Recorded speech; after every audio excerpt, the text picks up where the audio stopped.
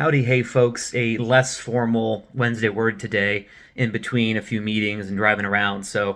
Just wanted to take a few minutes to talk about a topic I've been hearing about in a lot of circles right now, and that's how to manage freelancer talent between projects. We're just seeing a lot of project based work right now, things with 30, 60, maybe up to 90 days, not as much longer retainer work. So holding on to really good freelance talent or contract talent is getting difficult because you don't necessarily have a lot to give them, or there's big windows of time between the kinds of projects you're offering. So how do you keep these folks warm? How do you keep them warm in your network so when the next project comes, you can feel confident they'll be ready to move in and work on it with you? I think it comes down really to your answer to three key questions. One, do you treat your freelancers like people? Two, do you give them enough resources to do the job well? And three, do you pay your invoices on time? And these seem really simple in aggregate, but getting all three right at the same time can be really challenging. So, for instance, a lot of the ways that this project-based work is starting to mess with people's heads a little bit is it's commoditizing the freelancer position. So now I think a lot of folks look at it and go, well, if you can't do it, I'll just find someone else who can. And if you're a great freelancer, you're providing a lot of value up that chain throughout an organization, and it shouldn't be one of those real plug and play commoditization type relationships.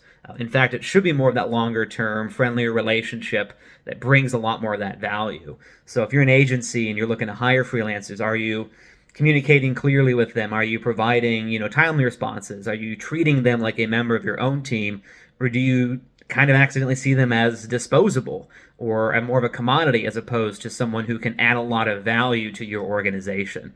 So look at how you're communicating with folks and talking through things like that.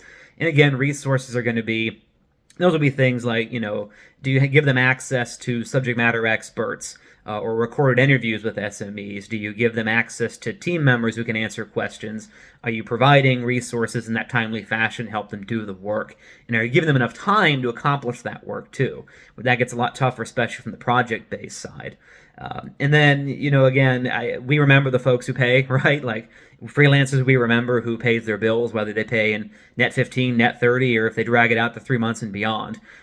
So if you can get all of those three things right in your organization and you reflect those in your freelancer relationships, we're always going to answer that call. Like, unless there really is zero time available, we're going to want to work with you because you've built that relationship and we know we can trust you to be good to that word. So really, the question of keeping freelancers warm is really just a question of, can you manage a relationship well and provide for the team members who are freelancing. If you really want to build something else around community, you can. So if you have like a regular newsletter, maybe you send out, invite your freelancers to join, maybe ask them for, a quote or two every so often, or some of their own thought leadership to go in there. That can be really rewarding and fulfilling if they have ideas they want to share.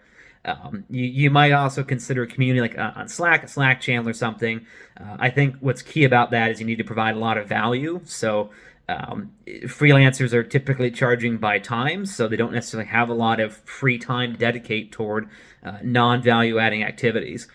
So relationship building is a part of that, but providing, again, additional ways to interact with your agency outside of that contract, contracted work.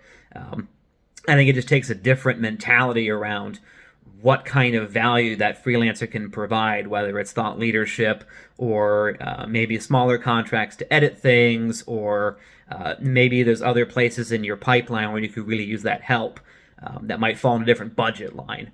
So again, I think the key to all of keeping freelancers warm is like anything, it's building a fulfilling relationship. And if you're doing that, you don't really need to worry about it.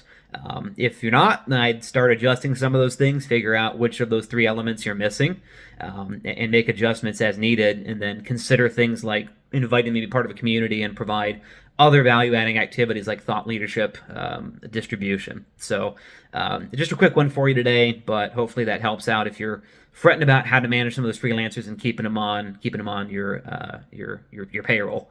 So thanks guys for watching as always. Back soon with the next Wednesday Word.